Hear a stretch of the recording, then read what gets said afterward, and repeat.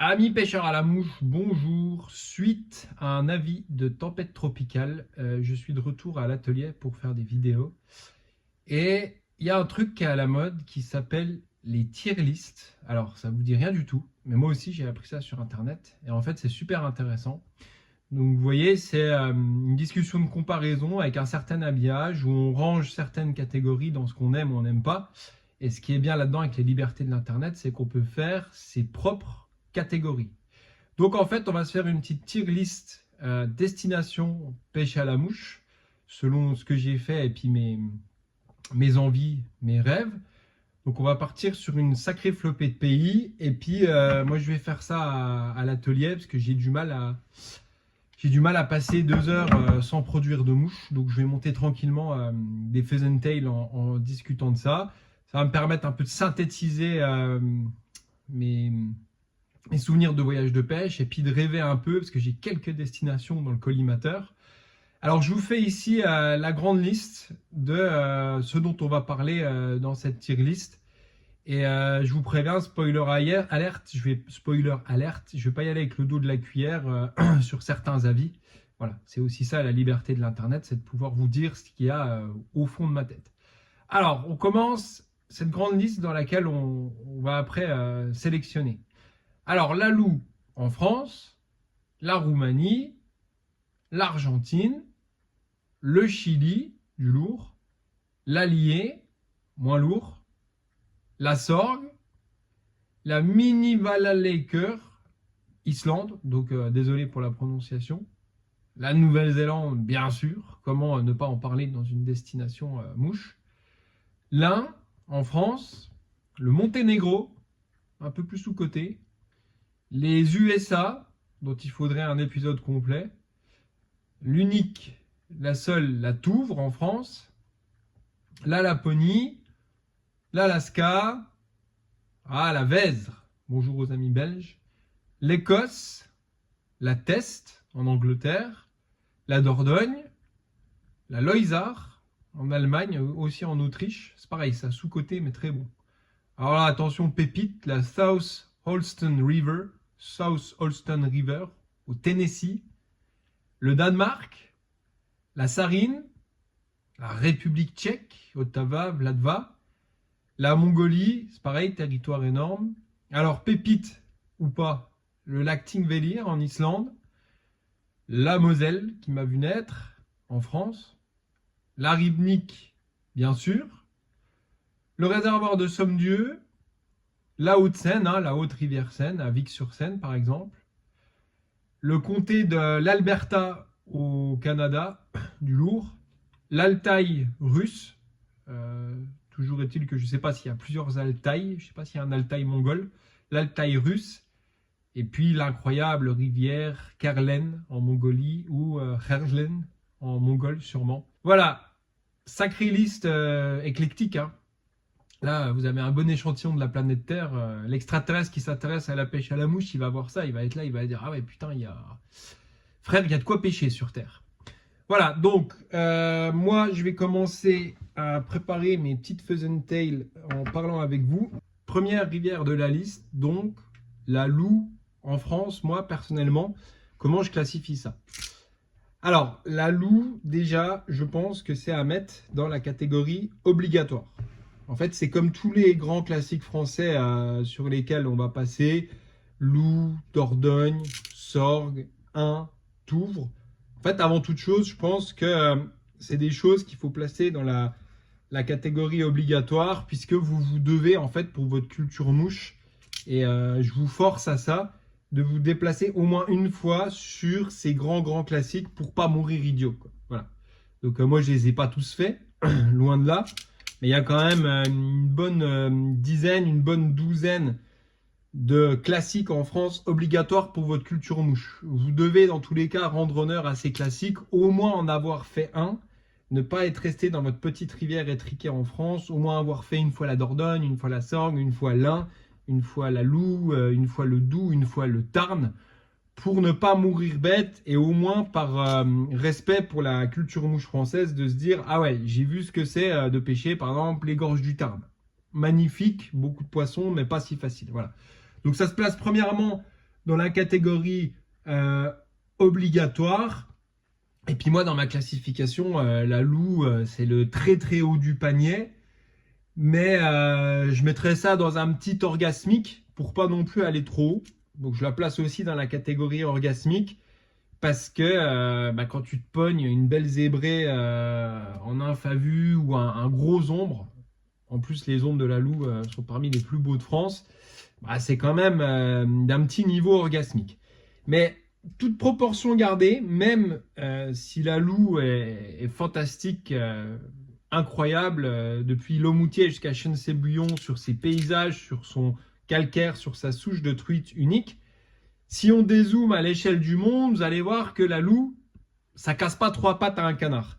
Et je vous préviens tout de suite, je vais être assez difficile avec... je vais être assez exigeant avec ma passion et mes rêves de pêche dans cette liste. Et vous allez voir que parfois, je vais classer des trucs pas trop hauts non plus.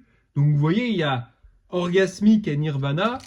Mais vu ce qui reste sur la planète Terre, je ne vais pas placer la Loup au Nirvana pour moi. Et c'est déjà orgasmique de voir une zébrée qui nymphe derrière des tufs sur la Loup dans cette eau magnifique à la sortie des gorges ou j'en sais rien, chez Sanso, au lodge de la Piquette, à la confluence du Lison. Enfin, on a ce caractère déjà du paysage de la Loup qui est unique, tellement magnifique, cette espèce de résurgence.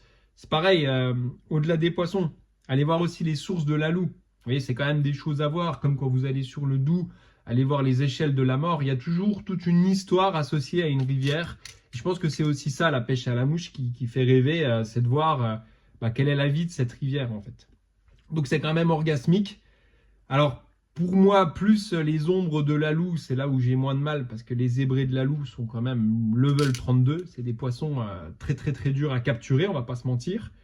Mais voilà, tu fais déjà une zébrée de 45 sur la Loup, t'es le roi du pétrole, hein, c'est déjà magnifique. C'est des poissons tellement beaux avec leur belle bande Adidas. Donc ça c'est magnifique. J'aimerais bien un peu. Donc pour moi, je classe ça en obligatoire. Il faut avoir vu ça. Si vous habitez dans la grande région ouest, allez au moins une fois à Lomoutier, à Villafan, à Ornans, à Chenesay-Bouillon. De toute façon, tous ces noms-là, ils sont connus. On peut les balancer sur la place publique. C'est tellement connu. C'est comme l'Isle sur la Sorgue. Tu peux balancer les noms-là sur la place publique. C'est à voir. De toute façon, les poissons sont tellement difficiles. Comme dit Cédric Nolin, les poissons sont tellement difficiles sur la Loup que tu peux rajouter 100 fois plus de pêcheurs. Ça ne changera rien. Je veux dire, c'est la mecque du truc. Donc, obligatoire, orgasmique, ouais, c'est clair. Ouais, tu te prends un nombre de la Loup de 47 cm en nymphe à vue dans des radiers limpides calcaires avec une petite céramique pompin. Voilà, quand tu as bien bossé ta dérive, tu es sur une belle journée d'été ou de printemps, sachant que dehors, là, c'est la tempête tropicale. Bah ouais, c'est un petit orgasme. C'est quand même des méga beaux souvenirs de pêche à la mouche. Alors, comme je vous avais dit que je vais être difficile avec mon pays et rigoureux avec ma passion, la Loup, malheureusement, il faut aussi la mettre dans la catégorie gâchis parce que c'est une rivière qui est plus qu'à, j'en sais rien, moi, elle doit être à 20% de son potentiel et ça te donne envie de pleurer, quoi.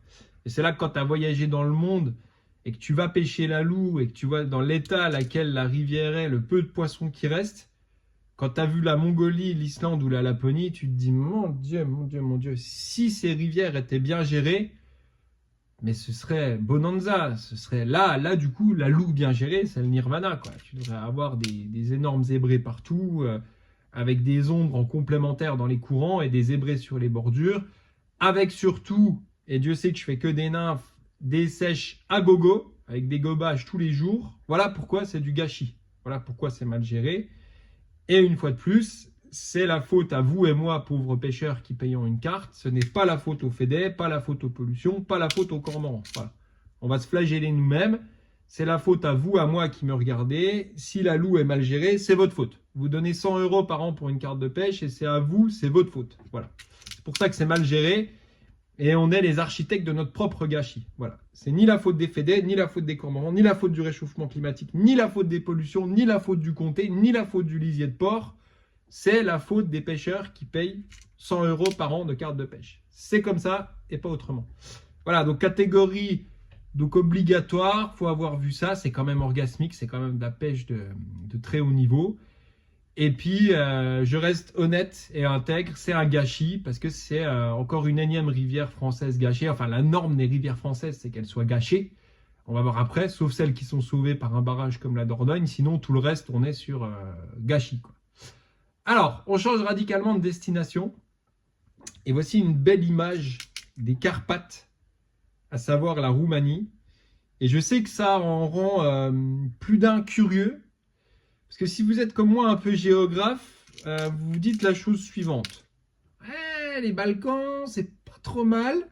La Bosnie, il y a du fiche. La Croatie, il y a Kupa Kupica, c'est pas trop mal. La République tchèque, là, Vladva Otava, c'est pas trop mal. La Slovaquie, ils ont fait les championnats du monde, c'est pas trop mal. La Pologne, il y a le San, la Dunajec, là, c'est pas trop mal. La Bulgarie, la Roumanie, et là vous avez une zone d'ombre. On peut même aller plus loin. Vous dites, la Serbie, là, il y a la Gradac, là. Vous faites un peu votre géographe en herbe, comme ça, vous croyez que vous connaissez le monde, vous avez un peu voyagé, vous avez été dans les Balkans, comme moi, hein. Vous avez vu 2-3 trucs. Puis, avec votre ego de moucheur, vous vous dites, de toute façon, en Europe, moi, je connais une dizaine de pays autour de la Roumanie où il y a du poisson. Donc, en fait, la Roumanie, ça doit être pas mal. Et puis, en plus, c'est sous-coté, personne n'y va. Donc, ça doit être pas mal, il doit y avoir du poisson. Il y a même le Monténégro, là, qui est pas trop mal. Piam, il a rouvert le Monténégro. Apparemment, ouais, c'est le petit truc secret, le Monténégro. Là, vous faites le malin, là, avec 3 pauvres infos sur Internet. Alors, je me moque de moi aussi, hein, parce que je vous fais le chemin que j'ai fait pour la Roumanie. Sauf que... moi, j'ai de la famille en Roumanie et c'est un pays que je connais bien et que j'ai bien poncé. Voilà, donc je vais vous donner des bonnes infos sur la Roumanie qui vont vous calmer. Donc, calmez-vous tout de suite, ne prenez pas votre billet sur Tarom, ça ne vaut pas un caramel et je vais vous expliquer pourquoi. Attendez, je branche mon Damfly. Je vais le mettre bien en haut exprès pour vous, là, je vais me péter les tendons. Alors, je vous ai fait tout le laïus, comme quoi la Roumanie, j'y croyais, il y a moyen, il y a de l'eau, c'est les Carpates, ça ressemble à la Haute-Savoie. Bah ouais, tu prends une photo des Carpates, tu prends, je sais pas, les alentours de Petroșani en Roumanie, là, dans les montagnes, bah c'est beau, hein. Il y a de l'altitude, il y a de la neige, il y a de l'eau, qu'est-ce que tu veux, mon pote, il y a des truites.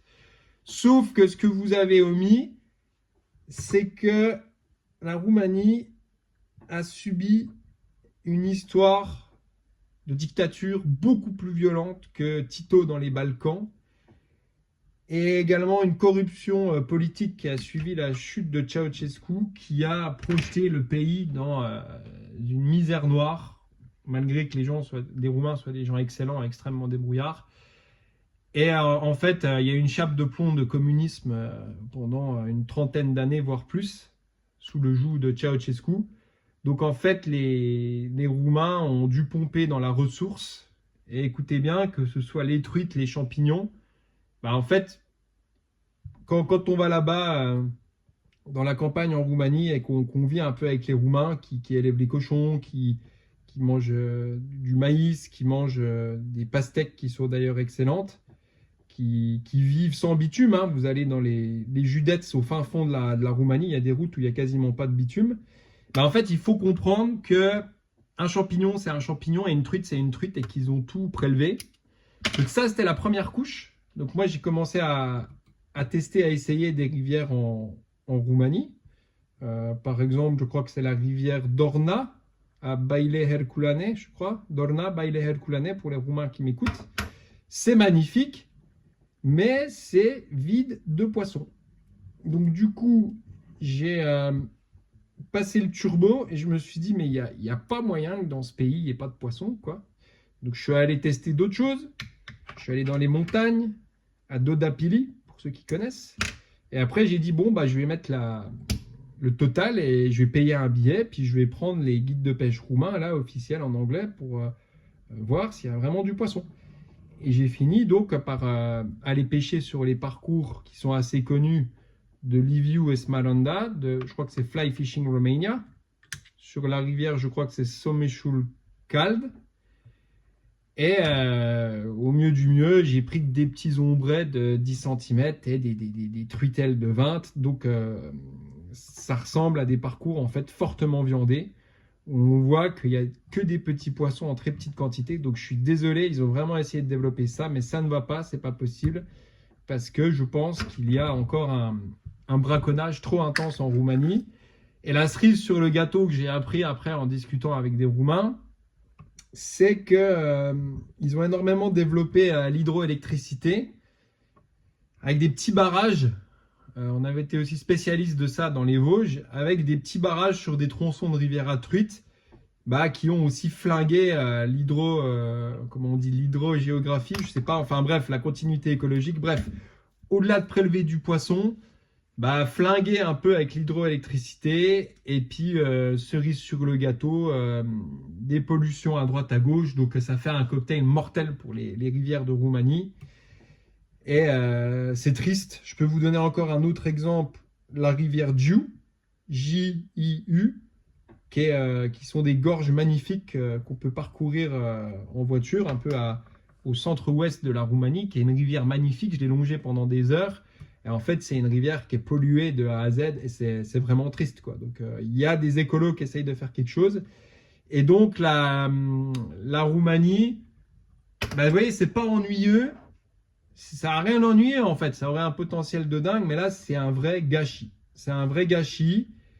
Et c'est toujours à se demander, en fait, pourquoi des gens en Bosnie, avec des bouts de ficelle, ou en Espagne, ils arrivent à faire une pêche de malade, alors que nous, en France, avec de l'administratif et de l'hypocrisie, on n'arrive à rien.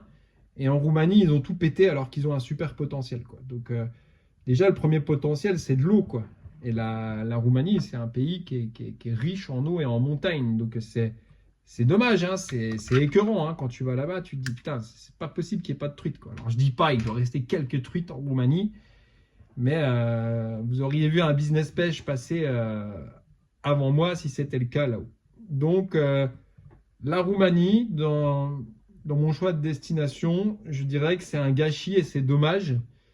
Et c'est encore pire que ça, je ne pense pas que les mentalités évolueront vers une pêche sportive, puisque la mentalité est toujours trop au prélèvement, et je les comprends. Je les comprends que quand tu es dans un pays dévasté maintenant politiquement, économiquement, une truite c'est une truite, mon pote, un sanglier c'est un sanglier, un champignon c'est un champignon, et dans ce contexte je le comprends, mais c'est dommage parce que c'est un très très beau pays, très très grand. Donc les Français connaissent rien à la Roumanie. Je crois que les Roumains, c'est des clochards qui font la Manche à Paris. Ça, c'est vraiment le cliché français. Alors que déjà, c'est un pays latin, dont on peut facilement parler la langue, avec des gens extrêmement accueillants. À l'inverse de nous, c'est des gens qui ont conservé leur culture. Voilà. Nous, il nous reste un costume breton et un costume d'Alsacien à la foire fouille. Eux, ils portent avec fierté les costumes de chaque région. C'est un pays qui a de la montagne, qui a du Danube, qui a de la plaine, qui a beaucoup de facettes comme la France. C'est un pays qui a beaucoup de similitudes avec la France, hein. Les Roumains sont quand même des Latins dans l'âme. Et voilà, donc un beau gâchis, et j'ai même pas de rêve qu'un jour ça ira en Roumanie, parce que tant que la situation économique est dévastée, on n'arrivera à rien. Voilà. Alors qu'en Bosnie, sur Ribnik, ils arrivent à un petit groupe de résistants, à faire quelque chose qui tient la route. Mais bon, on va pas se mentir, de vous à moi, dans ces pays, Bosnie, Roumanie, Monténégro, le business pêche peut-être marche aussi un peu avec une légère mafia. Alors, je dis pas qu'il n'y a pas de mafia en France, on a peut-être des mafias en costard, mais voilà, c'est des pays où il y a des méthodes différentes des nôtres. Mais je pense que si le business tient droit sur la Ribnik, il y a quand même des petites histoires de groupes qui tiennent les choses avec une certaine force. Voilà. Et en Roumanie, peut-être ce serait une solution. En attendant, ce qu'ils ont essayé, et je salue leur action, Liviu Esmeralda avec Fly Fishing Romania, c'est quand même très dur, je vais être honnête, de prendre des beaux poissons là-haut. Voilà. Et même histoire pour la Bulgarie, ce sont un peu les mêmes genres de pays dévastés. Voilà. La Bulgarie a quand même, proche de la Grèce, dans les Rhodopes, des choses un peu moins pires, mais ça reste pas non plus du poisson de ouf, quoi. Je veux dire, c'est pas la Nouvelle-Zélande, quoi. T'as pas des truites de 2 kilos à tous les coins de rue. Voilà pour la Roumanie, que je place juste dans la catégorie gâchis, parce que c'est vraiment tout un pays en gâchis avec un fort potentiel, et j'espère un jour que ça ira mieux. Allez, next one. Une belle photo de l'Argentine. Alors, rien que quand on voit la photo là, ça fait rêver. Franchement, ça envoie du steak, c'est un rêve de moucheur. Et moi, voilà, dans mon top, je placerais ça tout en haut dans le Nirvana directement. Alors, j'y suis jamais allé, voilà, là, c'est juste de la spéculation de rêve de pêche. Mais c'est directement au Nirvana pour moi l'Argentine parce que ces paysages incroyables, je veux dire la Patagonie quoi, rien qu'au nom là, la terre de feu, Ushuaia, San Carlos de Bariloche, tout ça, ça fait rêver tous les moucheurs, je pense à l'unanimité. Et pour moi c'est directement tout en haut dans la catégorie Nirvana sans discussion. Des énormes truites dans un cadre incroyable et surtout, au-delà d'être énorme, des truites avec une esthétique incroyable, quoi. Donc, Argentine, pour moi, de l'ordre du Nirvana. Puis on va le mettre quand même un peu dans la catégorie VIP only. Parce que il suffit pas d'avoir du blé pour aller en Argentine, il faut quand même aussi trouver les bons spots, quoi. Parce que c'est immense, il y a pas mal de propositions de destination, il y a des trucs plus ou moins grosses. Donc voilà, si tu es plus ou moins VIP et que tu as les réseaux, je pense que ça peut aider. Au-delà de simplement avoir du blé partant en payant le premier venu, quoi. Voilà de ce point de vue-là sur l'Argentine. Alors on passe à la suite. Magnifique photo du Chili qui est apparemment, donc de ce que je me suis renseigné, encore mieux que l'Argentine. Voilà. Alors s'il y en a d'autres vous qui ont des infos là-dessus, moi je suis preneur parce qu'à long terme j'aimerais bien y aller, mais apparemment quitte à faire le voyage, il vaut mieux aller en Patagonie chilienne qu'en Patagonie argentine. Voilà, de ce point de vue-là. Des truites encore plus grosses, encore plus belles. Donc je sais pas. C'est pour le moment des infos que je suis en train de récolter. Mais moi, de ce que je vois, j'irais plus au Chili qu'en Argentine. C'est le Nirvana, quoi. C'est pareil. Je mets ça dans la catégorie Nirvana parce que c'est un putain de Nirvana du pêcheur à la mouche. Je veux dire, même si j'y suis jamais allé, je pense qu'il n'y a pas de discussion, quoi. Parce que, en tout cas, moi, je pêche à la mouche, mais pas que pour le poisson, hein. Je pêche aussi à la mouche pour le cadre. Et je pense que ouais, ça. Enfin, pour moi, en tout cas, dans mes rêves, et il y a toujours une grosse part de rêve dans la pêche à la mouche, parce que c'est une passion qui nous tient en rêve tous les jours. En tout cas, pour moi, ça ressemble au Nirvana, quoi. Voilà. Donc moi, personnellement, je le mets dans la catégorie Nirvana. Voilà pour ça. Attendez, je bloque ma petite fuzzy tail. Alors, on passe à la suite. On revient en France avec l'Allier. Alors, je ne vais pas me faire des amis.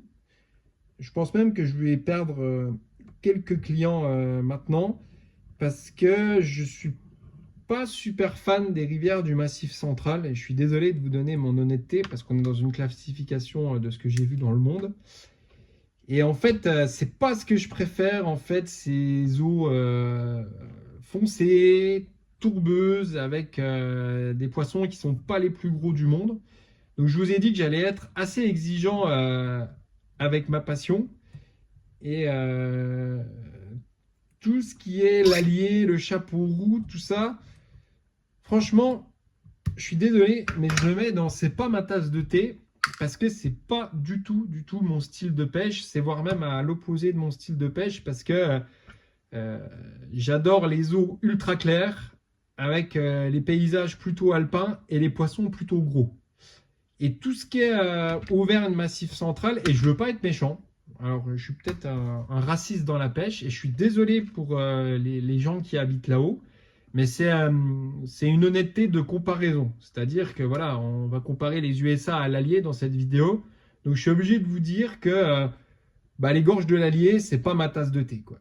Les poissons sont pas énormes, c'est pas lumineux.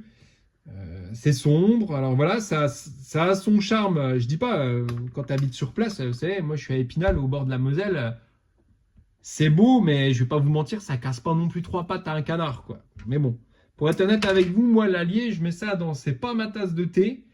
Et si je suis vraiment honnête, et je suis désolé de mon honnêteté, mais j'essaie vraiment d'être honnête parce qu'on est dans la thématique de la pêche à la mouche, donc je ne tue personne. Je mettrais même ça dans ennuyeux, l'Allier, la Lannion, tout ça, parce que même la Haute-Loire, enfin je suis désolé, en comparaison, c'est pas ça qui me fascine, quoi. Vous voyez, il y a une liste de 40 rivières, bah, je dois bien faire une classification. Donc désolé, je veux blesser personne. J'attaque pas, si vous voulez, j'attaque pas les hommes qui sont au bord de l'Allier. Mais dans mon style de rivière, malheureusement, c'est pas ma tasse de thé. Alors, j'ai pêché plusieurs fois, je sais pêcher ce genre d'endroit. Voilà, la pêche en infophile marche très bien là-haut parce que c'est des eaux assez sombres, donc tu prends plus facilement des poissons en dérive. C'est pas forcément les poissons les plus gros de France, donc ils sont un peu plus faciles à prendre. Ils te voient moins au bord de l'eau parce que l'eau, le fond est plutôt sombre. Donc voilà, ça m'emmerde un peu de dénigrer des rivières françaises, mais je me suis promis d'être honnête dans mon jugement, parce que c'est un jugement comparatif à l'échelle mondiale.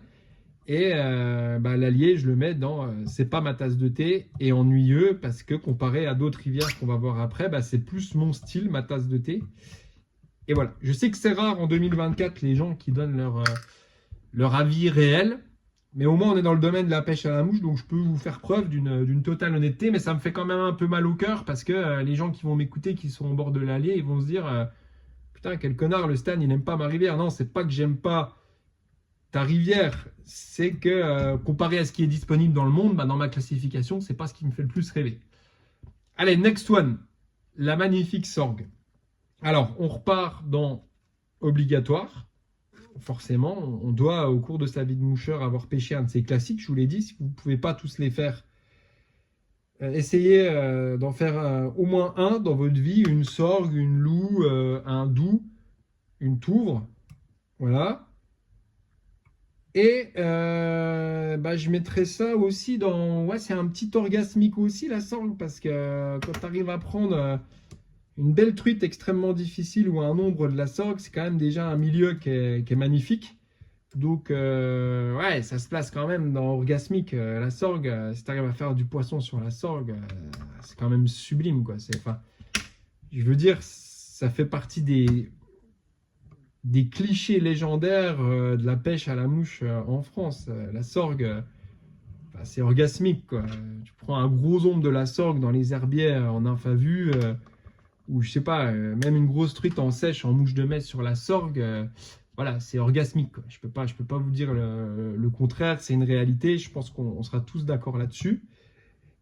Et après, bien sûr, comme toutes les rivières françaises, de toute façon, vous verrez, à chaque fois qu'il y a une rivière française, bah, c'est en mode gâchis, puisque, je vous l'ai dit, je vais être exigeant avec mon pays. On est un des pays les moins bien gérés au monde pour la pêche. Donc on est de toute façon, chaque rivière française est un gâchis, puisqu'il devrait y avoir au minimum 5 fois plus de poissons sur chaque rivière française. Donc à chaque fois, je me ferai mal à moi et à vous tous en plaçant chaque rivière française dans la catégorie gâchis. On va plus loin, rien à voir. Alors je sais pas comment ça se prononce, la Minivalalekur, donc on dit la mini en Islande. Bah ça déjà, ça se classe dans la catégorie VIP only, seulement pour les personnes importantes qui ont les sous et qui ont les contacts, parce que je sais pas c'est quoi le prix à la journée, mais ça coûte une blinde. Et moi personnellement, ce genre de rivière islandaise privée, alors pour le coup en Islande, oui c'est de l'eau sombre et il pleut et il fait pas très beau. Mais putain, mon ami, les truites en Islande, c'est quand même les plus grosses et les plus belles du monde. Donc moi, c'est directement en orgasmique. Si je peux aller là-haut, je sais que la pêche est très très dure et euh, c'est pas les endroits les plus faciles apparemment. Faut pas croire que tu arrives sur la mini et tu fais des truites à gogo. Mais tout ce genre de petites rivières privées en Islande, enfin ces truites-là ont une robe tellement dingue. Sont tellement belles les truites islandaises, puis la pêche en rivière en Islande, c'est quand même des rivières bien foutues, quoi. Ça, je veux dire, ça a de la gueule. Et ben, ouais, pour moi, c'est de l'orgasmique, quoi. Pas au niveau des choses comme les USA sûrement ou la Mongolie. C'est pas non plus du Nirvana, mais ouais, la Mini Valley Cure, je la mets en orgasmique. Et puis en VIP only, parce que bah, il faut avoir les contacts pour aller là-haut, quoi. C'est toujours pareil. Tu peux mettre un billet. Mais si tu connais aussi les bons spots, c'est mieux pour toi, quoi. Et je mettrais dans quoi d'autre? Bah, c'est tout, je pense. Ouais, orgasmique et puis VIP, quoi. Si tu as vraiment le billet et les contacts, je pense que sur la Mini, tu peux t'éclater, quoi. Alors, suivant. Ah, bah la Nouvelle-Zélande. Voilà une photo d'une incroyable rivière de Nouvelle-Zélande. Alors, moi, j'y suis pas allé, je me base sur des échos, mais je dois avouer que même dans mes rêves, c'est là, je le mets en mode Nirvana, quoi. Parce que je veux bien être réactionnaire, pénible. On peut me donner tous les défauts que vous voulez, mais je ne ferai pas le réactionnaire sur la Nouvelle-Zélande. Je pense que quand tu tombes bien en Nouvelle-Zélande, c'est le Nirvana, quoi. Enfin, on vous l'a déjà assez raconté des milliers de fois.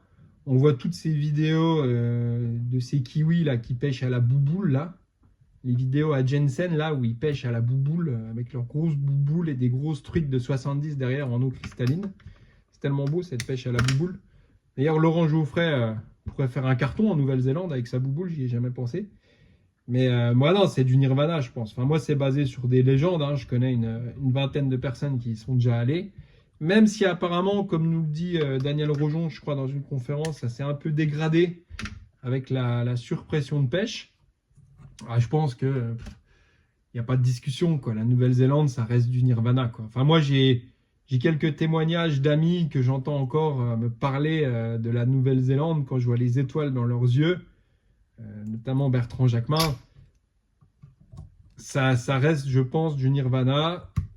Après, c'est rigolo parce que ça ne se mettrait pas dans la catégorie VIP only, parce que je crois qu'en Nouvelle-Zélande, en fait, il y a une loi qui est très neutre. Alors, je me dirais si je me trompe, mais où en fait, tu as le permis au même prix pour tout le monde, et après, c'est juste à toi de te déplacer dans les bons endroits. Enfin, ça a l'air beaucoup moins VIP que, par exemple, la Patagonie ou l'Islande, la Nouvelle-Zélande, de ce point de vue-là. Donc, rien à dire, ça se place au Nirvana. La classification est extrêmement simple. La Nouvelle-Zélande, bah, en fait, c'est le Nirvana de la pêche à la mouche. Je crois même que ça pourrait même être la définition en fait du Nirvana de la pêche à la mouche. La Nouvelle-Zélande, c'est le paradis en continu du moucheur, avec de l'eau claire, des truites énormes, de la pêche à vue, des paysages à couper le souffle. Enfin, puis surtout l'eau la plus claire du monde, je crois. Je crois que les amateurs de nymphes à vue, c'est vraiment ça en fait qui définit la chose, quoi. Quand tu as l'eau la plus claire et les plus grosses truites, bah t'es au Nirvana, quoi. T'es à la Mecque au summum, quoi. Attendez. Putain, qu'est-ce que j'adore. Franchement, enrouler le fil de cuivre, c'est mon étape préférée. C'est tellement beau de voir une pheasant tail bien ficelée, bien empaquetée. Et puis le dubbing, faut quand même mettre. Si t'en mets trop, c'est moche. Et si t'en mets pas assez, c'est moche du dubbing. Alors là, la gestion de la quantité du dubbing, c'est quand même quelque chose de spécial. Attends, je tire fort. Voilà. Alors, on continue. Ah, là. Ah, la rivière d'Ain. Putain, qu'est-ce que c'est beau. Oh là là. Alors, pour moi, de la haute à la basse, je sais pas, de Champagnole à Charnoz, par exemple, ouais, pour moi, c'est orgasmique, quoi. Moi, j'adore la rivière d'Ain. Les zébrés, les gros ombres, toutes ces énormes plages calcaires, c'est un bijou, quoi. Moi, j'ai vraiment un coup de cœur pour la rivière d'Ain. Je trouve c'est une de mes rivières préférées en France. Tellement belle, tellement des belles zébrées, tellement des gros ombres. Et puis, tu vas de la petite rivière d'Ain vers Sirod, Siam, tout ça, jusqu'à l'immense rivière d'Ain sur le bas, vers Priet, tout ça. C'est vraiment un milieu qui change, mais qui est énorme, quoi. Moi, je me vois encore pêcher des truites zébrées dans les lawns de la basse rivière d'Ain, ou alors pêcher au fil dans les courants agités calcaires, tout en haut sur la très haute rivière d'Ain, quoi. Donc, pour moi, Nirvana direct, rien à dire. J'ai pas à argumenter. C'est pour moi une des plus belles rivières de France, la rivière d'Ain, que ce soit en haut ou en bas. J'irai pas plus loin. C'est un Nirvana de la pêche à la mouche. C'est un de mes plus beaux souvenirs de pêche en France. C'est une de mes rivières où j'ai pas souvent la chance d'y aller. Parce que c'est quand même à 2-3 heures de route de chez moi. mais je la trouve magnifique. Voilà. Donc Rivière-d'Ain égale Nirvana pour moi.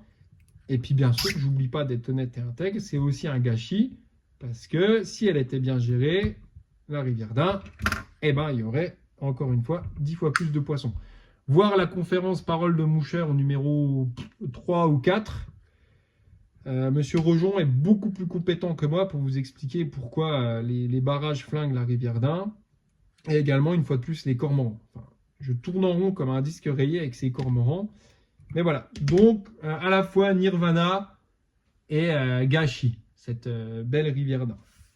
Alors, attendez, je vais sélectionner un petit faisan. Regardez ensemble. Pas dégueulasse, hein? Elle est bien sélectionnée. Faisan écossais bien gras, nourri au grain, régulier, pas de crotte, pas de champignons, pas de poussière, pas vieux, bien humidifié, pas sec. Voilà, si vous voulez faire une Pheasant Tail parfaite, bah, vous faites comme ça. Alors, la suite, que c'est beau ça. Attention, voilà une photo du Monténégro. Ça doit être la rivière Tara que je vous ai mis en photo, c'est pas sûr. Alors, ça vous intéresse le Monténégro, hein? Ah ouais, hein? Depuis quelques mois, on parle que de ça, du Monténégro, hein? Ah ouais, hein? Alors, c'est pas mal, hein? La rivière Lim, la rivière Tara, la rivière Junka, la Emerdvika, je sais pas quoi, enfin, je sais pas prononcer. J'y suis allé il y a... Oh putain, ça fait 10 ans. Moi, j'y suis allé il y a 10 ans au Monténégro, parce que j'aimais bien explorer. Eh ben, je vais vous dire honnêtement, je placerais ça dans la catégorie mi-figue, mi-raisin, parce que putain, il y a un potentiel de dingue, mais comme il dit Cédric Nolin, j'ai bien aimé son expression, il n'y a pas ce qu'il devrait y avoir dans les rivières. Donc,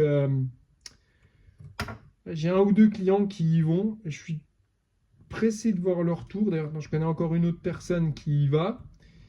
Et je suis pressé de voir leur retour en 2024 sur le Monténégro.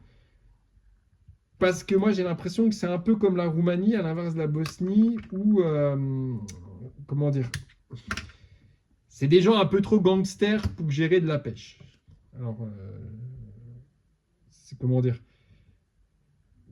en Bosnie, ils arrivent à gérer ça d'une main de maître, mais le Monténégro, quand tu suis un peu l'histoire des Balkans, disons que c'est un peu moins européanisé que la Bosnie, la Croatie.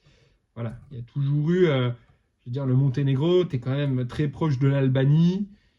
Il y a des trafics pas jojo. Et enfin, je souhaite, hein, parce qu'ils ont un potentiel de dingue. Je rêverais que ce soit géré d'une main de maître. Mais j'ai du mal à y croire de ce que j'ai vu. Moi, j'ai passé 15 jours là-haut. On a fait quelques poissons. Il y a de l'eau à gogo. C'est magnifique. Mais il y a plusieurs points problématiques, notamment les Chinois qui ont mis main basse sur le Monténégro avec notamment des constructions d'autoroutes qui sont en train de baiser la rivière Tara. Nous, on était tombé sur un lodge que les Américains avaient offert aux Monténégrins pour développer la pêche à la mouche. Voilà, je vous dis, les Américains, ils sont toujours partout où il y a du fric à faire. Et ouais, nous, on était tombé sur des mecs adorables, mais bon, c'était des trafiquants de cigarettes. Merde, je me suis raté. Donc voilà, on était près de la frontière avec l'Albanie, je me souviens, ça trafique des cigarettes et tout. Donc c'est un pays qui est pas réglo, on va pas se mentir. Pourtant, c'est des gens adorables, comme toutes les personnes dans les Balkans, c'est des gens qui ont la main sur le cœur. Mais de ce que j'ai vu, la gestion de la pêche, ça ressemblait un peu à la Roumanie, avec beaucoup d'endroits viandés, avec encore beaucoup de braconnage. Donc j'espère, je le souhaite, du fond de mon cœur, que le Monténégro soit la nouvelle Bosnie. Alors, je ne sais pas si ils ont un potentiel de Tchol Stream comme la Ribnik, entre guillemets, enfin de Tchol Stream, de rivière productive, parce que ça reste de la rivière de montagne, vachement froide. Donc, je ne sais pas s'il y aura en routine des aussi gros poissons que sur Ribnik, mais en attendant, il y a une souche d'ombre et de truites endémiques qui est sublime quoi, au Monténégro, avec ces truites fario très spécifiques et ces ombres avec la tache orange. Mais quand même, mi-figue, mi-raisin, parce que moi, j'ai pas pris des poissons de folie. J'ai pêché dans un cadre de dingue. Notamment, bon, c'était sur la Lime qu'on a pris le plus de poissons, la rivière Lime. Si je dis pas de conneries, c'est à la ville de Plave, là où elle se se jette ou elle sort du lac. Mais il y avait des cadres exceptionnels. Ouais, la Tara, c'est impressionnant. Donc le Monténégro, pour moi, c'est mi-figue, mi-raisin. Et j'attends des validations. Mais de toute manière, ça va faire comme toutes les dynamiques. Si cette année, les 2-3 gars que vous connaissez, toi et moi, ils sont allés au Monténégro et que ça cartonne, bah, l'année prochaine, tout le monde se rue sur le Monténégro. Et puis 5 ans après, on aboutit au même truc que la Ribnik. Oh là là, il y a plein de poissons, mais ils sont trop durs à prendre, quoi. Qu'est-ce que c'est pénible. Donc c'est toujours les mêmes dynamiques. Et sinon, il y a la Serbie avec la Gradac, je crois, dans le même style à aller voir, mais ça casse pas 3 pattes apparemment. Donc moi, j'étais mi-figue, mi-raisin sur le Monténégro, mais pourquoi pas, je souhaite une grande réussite au Monténégro, que je place, moi, dans la catégorie mi-figue, mi-raisin. Je peux pas me faire d'avis parce que j'ai vu des rivières encore trop viandées par les braconneurs il y a 10 ans, mais ça va peut-être changer. Voilà. Suivant.